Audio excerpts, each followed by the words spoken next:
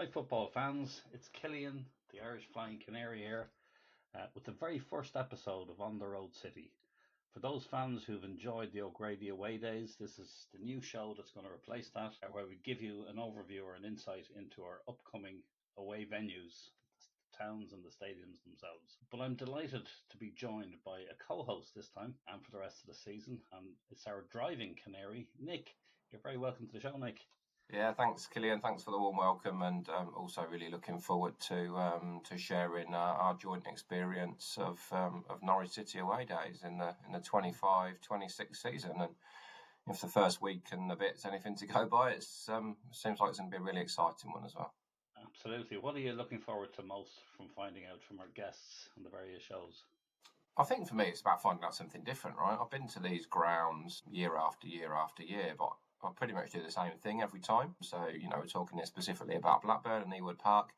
I normally book the parking right behind the away end. I'm sure there's lots of different places to park, lots of different places to visit, but I've got into a routine with most away games that I get to, and I think this season it'd be really nice to listen to our guests from all the clubs that we're going to experience over the next 12 months and try and do something different. Lovely. Yeah, well, I'm really excited to have you on board and to look forward to sharing those experiences with you. Before we get into Blackburn, talk about Blackburn, as obviously this is the third game of the season. I've been lucky to be on both the previous ones. Watford, bit of a trek down on the train from Luton, to be honest. It surprised me how awkward it was public transport wise. I think next time I'll probably go via Birmingham. I think there's direct trains to Watford Junction. But I did get my Irish breakfast in O'Neill's, which was amazing, as usual. So that was fabulous. I remember that fondly from last season. Our breakfast together. I think I got stuck on the motorway, didn't I, for about 2 hours in traffic with an accident. Right, yeah. I think last time round. Yeah.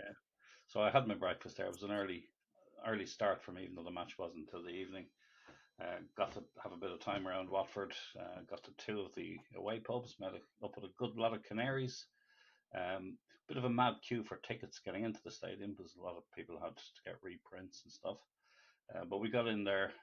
It was rocking from an away end, 1,700 fans. Bit disappointing on the Watford side. Holly had told me all about the Watford vibe and the energy that's in the stadium. It was probably lacking a little bit. I thought there'd be more there, given the fact it was the first home game for them of the season. But obviously, maybe the cup doesn't mean so much. But a great 2-1 win. Nice to see Josh scoring a cracking goal from, I'm not sure he intended it, from Nunes from a long way out. But then you got to the Portsmouth game. How was that, Nick? How did you enjoy that experience? Yeah, I had to miss Watford. I was away with work, but yeah, Pompey, my first away game of this season. Yeah, fantastic day out. As you well know, as many of the listeners will know, I travel up and down the country with my daughter Olivia, so we had a great day out. Early kick-off, so we left the house at 6:30, got into Portsmouth just after 10, got parked at the Milton School, which was a really good shout from the Pompey fans around, great place to park, easy to get in and out. A fantastic day. I think I commented to you on Saturday. I think it's probably the best away end atmosphere that we've had since Watford on that Friday. The famous Friday night Josh Scorpion kick and 15 minutes of floodlight failure. I think it's probably the best atmosphere I've seen in an away end since then. A great day, great win. I think last season we lost that game. I don't think there's any way that we hold on for a win. I think at best we'd have escaped with a draw. I think we'd have probably lost it 3-2 last season. So it's great to see that bite in the team. Topic, fantastic. Big Vlad in goal. What a difference. A fantastic save at 1-0 in the first half. Fantastic penalty save. But all in all, a really good day. Nice to get to the brewery beforehand. And it was, like I say, a really, really good day out. I really enjoyed it. Likewise, I think it was a great day, and I had the pleasure of taking part in a few of the recommendations that Matt Drummond made, including sharing one of those big long hot dogs with you, which was absolutely delicious in the fan hub section. Yeah, I've never seen a hot dog. A sausage roll. I've never seen a sausage roll that was probably a foot and a half, if not 2 foot long. So they had to chop it up and divide it into a number of different bags. But yeah, it tasted great. So it was like I say, it was a really, really good day out. Really enjoyed it. Good stuff. Well, obviously now we're heading to Blackburn. My trip will be via Leeds this time. It was the cheapest way of getting there, not the straightest or the most direct way, because I've got to get a bus from Leeds Airport into the city centre, but then luckily a direct train either to Blackburn Central or to Mill Hill, and then take a walk from there. And what will your journey look like, Nick? Well, as you know, I'm not a local to Norwich, so I'm slap bang in the middle really, and on the Northamptonshire Cambridgeshire border. So for me, straight up the A14, M1, M6, and straight into Blackburn. So it's probably 3 hours, I think, each way. So decent drive, but not as long as those that are coming all the way from Norwich. Certainly not as long as those that are on the club coach. So yeah, probably 3 hours each way. Probably a little stop on the way. Pick you up, I should think, from the train station, mate, and go and grab a bite to eat. And I'm looking forward to some recommendations from our Blackburn fans in a minute. Yeah, absolutely. Yes, obviously we've been to Blackburn a few times. I always enjoyed the day there. It's always a bit of good fun, some good pubs. But as you said, we tend to have our own rituals. We tend to go to the same places. So I'm really looking forward and delighted to have some real experts to talk to us about it. Yeah, I can't wait to hear. Like I say, I normally just arrive, park at the away end, a bit of food and a drink just outside the away end in that sort of open air, outside enclosure thing that they do. And then straight in the ground. So, it'd be nice to grab a bit of food with you beforehand and take those recommendations on board. Excellent. So, who better to ask than some real local fans? And I'm delighted that we're actually joined by Paul and James, 2 Rovers fans. You're very welcome to the show. And maybe you could quickly introduce yourselves and tell us about your journey becoming a Rovers fan. So maybe start with you, James. Yeah, so I'm 27 now. I've been going to Rovers since I was 4. So I think I'm going into my 23rd, 24th season. Just me and my dad. First game was against Chelsea when we were in the Premier League. And I remember I sat in the Riverside behind a pole. And that was, ever since then I was hooked. And since then it's been nothing but pain. Is there any moment in particular you can remember that inspired that passion for following Rovers? Probably that first game against Chelsea, really. I always had a bit of a keen interest for football, but it was always like your big six, like your Uniteds and your Liverpools. I loved Rooney and I loved Gerrard, but then my dad took me to Blackburn, and I remember just watching 2 guys, Pedersen, Brett Emerson, Lucas Neal, all them sort of players, and it just made me fall in love with it. I think it was the grit and the determination, and back then they really sort of embodied what Blackburn is about, really. Very good. And what about you, Paul? How did you end up being a Rovers fan? Well, I'm a little bit older than James. I think I've got about 10 years on you. So I was lucky enough to be born into the Premier League winning side. Okay. Famous Chris Sutton had just signed from Norwich for about £5 million. And yeah, things were on the up with Jack Walker's money. And obviously we were winning every week. So as a young lad, you're going home happy with your dad. And it were easy to fall in love with. They're still going now. Got a 5-year-old boy myself who I don't think he'll be as lucky as me with the success that I've seen, but he loves it, and that's what drives me to keep going these days. Just having a day with my boy. Yeah, definitely. My first football shirt, actually, 92 was my first Norwich game, and Sutton 22 I had on the back of my first ever Norwich shirt. So I'll never forgive Rovers for taking it from us. We had Robert Chase back then as our chairman, and selling our best players was something that we've probably ever done ever since, to be fair. Obviously great to hear a little bit about your personal journeys, and obviously Cillian and I have got similar ones. I go with my daughter every week, and it's probably the way I get out the house on a weekend without too much strife from the missus, to be fair, because Olivia comes with me every week. But what are your match day rituals like? Because Cillian and I have got fairly ingrained match day rituals, and to be fair, we spend most of them together and meet up somewhere, and our home ritual and our away ritual are fairly similar. But Paul, let's kick off with you. What's your match day ritual like? Sounds like your 5-year-old, and I'd imagine he's probably got you up early to get to the game, right? Yeah, it is. He plays football on a Saturday morning, so it's football all day from start to finish. To be honest, as soon as he's finished, it's some brekkie somewhere. Drop car off. We meet a friend of mine and his son in pub. A couple of pints. Uber down these days. It's moved on a bit, hasn't it, from the courts down. Uber down to nearest pub. I'm trying to think which pub we used to go up. James will probably know, Brown Cow, nip in there, and then it's just a little hill walk, short downhill walk down to the ground. Get in there, pint at half time, pint after, Uber back, and then our wives come and get us, and that's the end of it these days. But that's pretty much it. Just a couple of pints before, and and a couple of pints after, but hopefully celebrating a win. Hopefully not in a couple of weeks' time. But James, what about yourself? I know you said that you tend to go with your dad. So what's your ritual look like on match day? It's not really anything special, really, but it's just something me and my dad has done. So normally he picks me up at about 1:30. We'll drive down. We'll go and have a pint in the fan zone, or a pint in the ground, watch the game, place a bet before. Well, now I'm old enough to place bets. Place an accumulator. Go and watch the game. Talk about how crap we probably are at half time.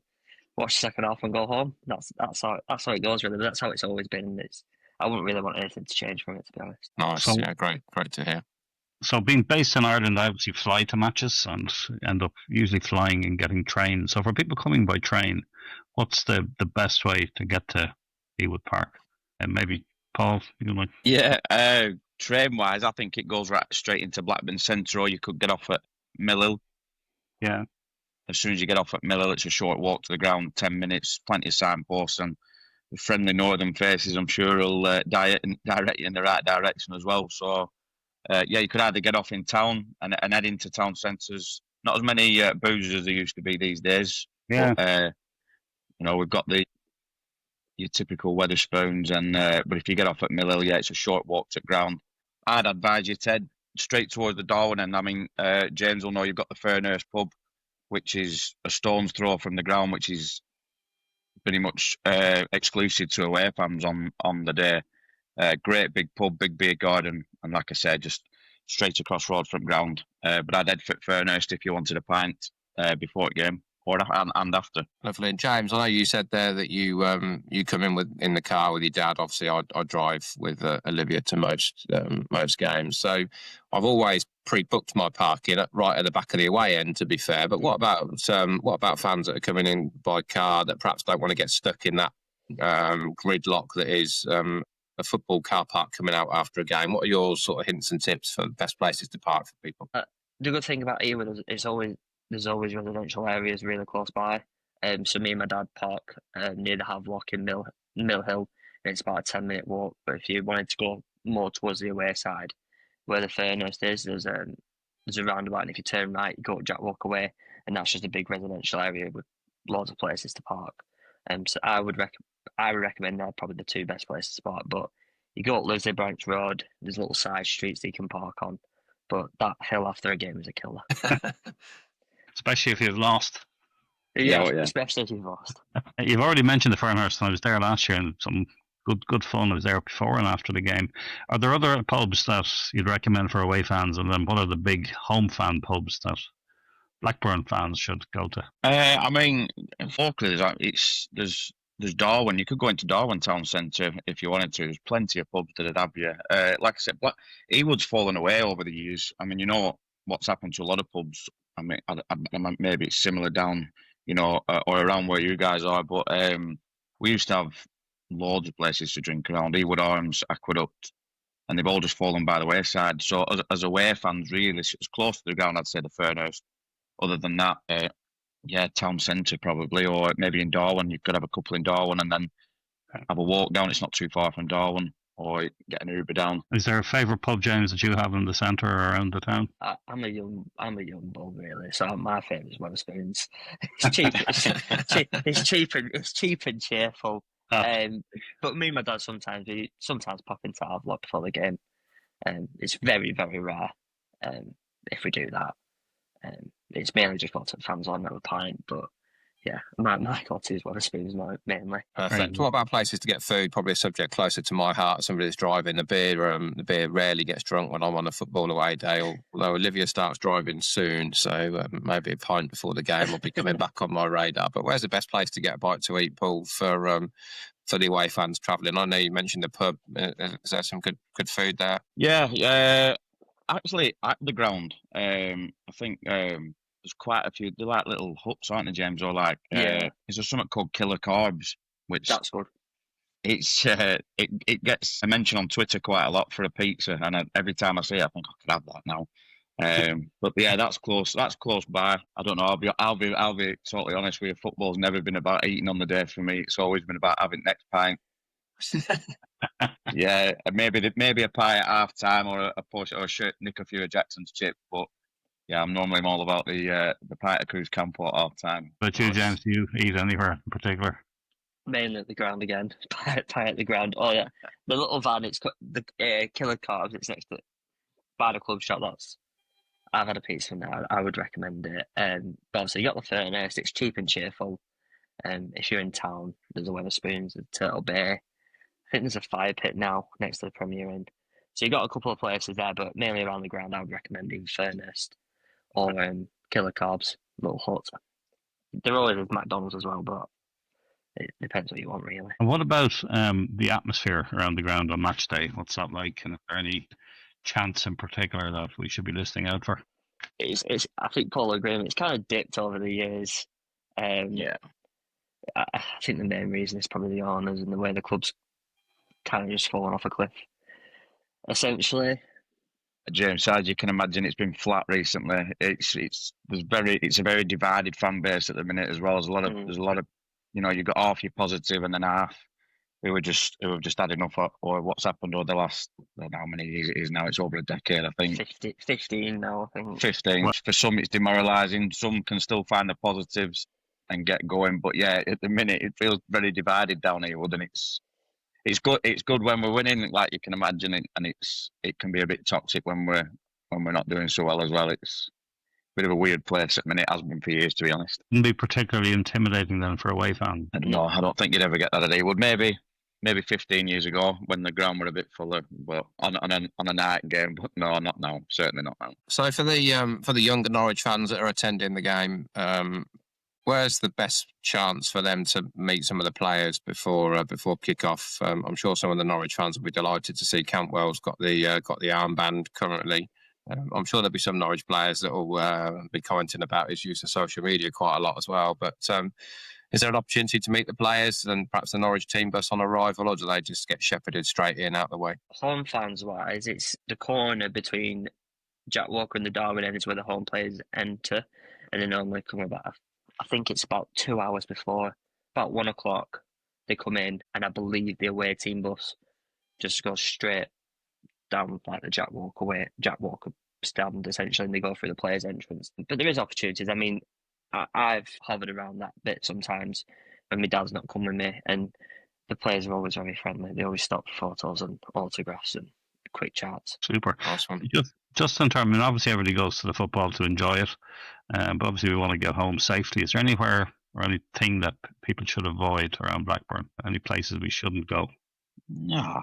Well, James might know different. I mean, I've always felt safe enough in Blackburn, but I have until you go around late at night. yeah, it's late That'll at never night, apply. innit? Yeah, get away, make sure you're away by then. But no, I think you'll be fine pretty much anywhere around Blackburn as long as you're behaving. Yeah, you'll be fine. Yeah. Let's, sorry, James, go on. No, I was just going to add on to that. Unless you're hovering around at this 11 o'clock at night, you'll be fine. You'll be fine pretty much anywhere. Everybody I come across is really friendly. I know the refs are adding on a bit more time these days, but I don't think it'll be that much added on. It'll be still. Hopefully not. I don't think I could watch Blackburn Rovers for that long. Yeah. No, I don't. If we did get massively delayed and have to stay in Blackburn, is there anywhere you'd recommend that we stay? You could head out towards Weathers. I mean, from what I remember, Blackburn never had an hotel for like a proper hotel. But there is a Hilton on Hampton now at Whitebirk, which is just down the 65 from Darwin to Whitebirk. There's a Hampton on Hilton there, and I think there's a Premier Inn in the centre near train station. Right think next to yeah. Yeah, you'd be able to get in a Premier Inn there. But yeah, they're the main, so just play safe. Decent enough hotels. Lovely. Let's close out then, conscious of your time and grateful for you giving up some time to give the Norwich fans a bit of a steer on the upcoming game. Let's close out with a bit of local rivalry. Obviously, we're basking in the glory of 16 years of Norwich as Norwich fans. That that lot down the road have not been able to get anywhere near us, not been able to lay a glove on us. I know you haven't got your beloved East Lancashire derby this season, but what are derby days like between you and the other lot in Claret and Blue? I won't offend you by naming them the same as we don't name that lot down the roads. Yeah, it is. It's always been a massive thing. I mean, again, from me being introduced to football at a Premier League level, like at the top of the Premier League, Burnley were almost dropping out of the Football League at that time. So it was never anything for me growing up. And then all of a sudden, it was quickly on your doorstep, and they were in Division 1, as were we. And I think them days when, because it had been so long since we'd played one another, them days were, very, I think James will agree, hostile at the best of times. Again, it's another one of them. It's fallen off a little bit because of what we've been going through, and there's a lot of people staying away. You know, you still weren't getting. I don't think we got full capacity at Ewood last time we played them. No. Just because they've kind of they've gone past us, and it's easy for us to say that now at the stage of where we both are. They're being run better than us. They're spending more years in Premier League, and it's difficult to see. I mean, we had our years, and these I'm hoping are theirs, because I want my boy to, by the time he's in, you know, at the age of 10, 11, I want him to experience what I experienced, and that were the 5-0 drubbings, you know, and just being head and shoulders above them. But at the minute, credit where it's due, I'm not going to give it them. What about you, James? What are your memories of the derby? It's painful to see where they are at the minute. It's really painful. It's that Paul said they're essentially just light years ahead at the minute, and in terms of the infrastructure that running into the club, the transfers, X, Y, and Z. But it's always tense. It's always hostile. It gets your adrenaline running on a derby day. Obviously, it used to be a double fixture, so I think that adds to the tension a bit. But I think a couple of years ago that got lifted and went a bubble, so people could make their own way there. Which I think that takes away a little bit of derby day feeling, a bit of attention. I remember when they came to our place I don't want to have called a night really when they won the league. And it was, even though there was only 2,000 there, it was still an incredible atmosphere, and it was, you know, despite the result and what came after it, you know. But all the players get involved in it. They all know what it means, and hopefully, when they come down next season, we'll be able to get up and running and beating them again. You're obviously assuming you're not going up then. Is that right, James? Based on the last 3 games, I think we'll be looking to stay up ourselves. But I'm banking on them to come down and us to stay afloat, really. I think it's a fair bet they'll come down, right? I think that gap between the Championship and the Premier League is just getting bigger and bigger and bigger. I think any club that gets promoted from the Championship to the Premier League is going to really, really struggle. You know, I think, personally speaking, I think that football model is kind of broken, and it's just getting more broken. But I think it's probably a fair bet, James, that they'll be coming down. I just hope you stay up long enough to get your derby back. One thing Norwich fans are known for, and we have to because we're going up and down so much, is we have to have a sense of humour. I believe, Paul, that you have your own comedy channel on Facebook. Do you want to tell the Norwich fans about that? Yeah, it's been going, remember that, October 2017 now, just a Facebook page. Started up pretending to be an old man. Honestly, if the way I sell it, people just think you're hot. But I just put a filter on my face pretending to be an old man, and he took off. He ended up with 100,000 followers in no time, and still going to this day every now and then. It's definitely slowed down because obviously I've 3 kids now, and they take up most of my time. But yeah, it's when I do upload, they still do very well, and people enjoy watching them. I don't understand why, but yeah, there's a lot of interest still in it. Well, I've had a look. It's very good. What's it called? Just Grandad, just straight up Grandad. If you tap that into Facebook, you'll get that. So any Norwich fans who want to laugh, go to the Grandad page on there. Good on you. Thank you. All free go. Listen, I really want to give a huge thanks to both of you for coming on, being good sport and joining us for this podcast. It's great to always get great insights from local fans, because obviously we travel to the places, but we've only, limited experience. So it's great to hear what it's like. And thank you for sharing that with us. Nick and I are also members of a rock band called the Traveling Canaries. And we hope to release a #1 rock album for Christmas, so that you can, Norwich fans, you can rock out on your way to these various games for the second half of the season. But we're going to release a new song every week for every away game we have, and we're delighted to play you out tonight with a very special world premiere of our first song on the album. It's an anthem for all the fans travelling to Blackburn called Ewood Bound, so I hope you enjoy it. Thanks, lads, for joining us. Cheers to you both.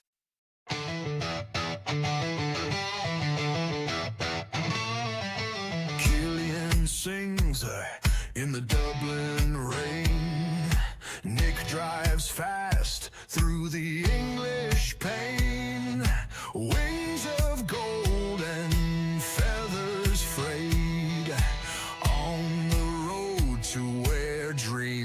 played.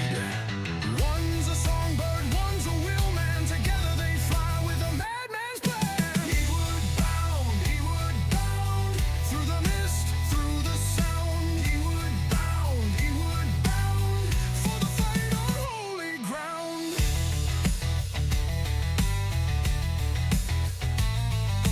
Gasoline whispers in Nick's machine. Cillian hums where the fields turn green.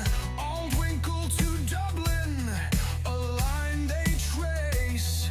The Rovers wait, it's a reckless race. Feathers in flight, rubber on fire. Two canaries chasing desire. Ewood bound, through the mist, through the sound. Ewood bound, for the fight on holy ground.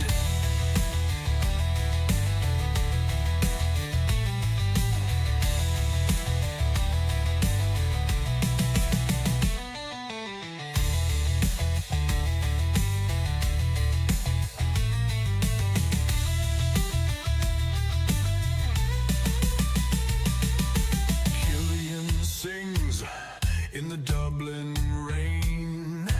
Nick drives fast through the English pain. Wings of gold and feathers frayed. On the road to where dreams are played. One's a songbird, one's a wheelman. Together they fly with a madman's plan. Ewood bound, through the mist, through the sound. Ewood bound, for the fight on holy ground.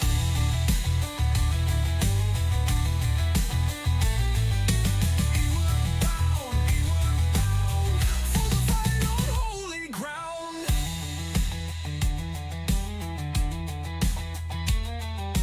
Gasoline whispers in Nick's machine. Cillian hums where the fields turn green. Aldwinkle to Dublin, a line they trace. The Rovers wait, it's a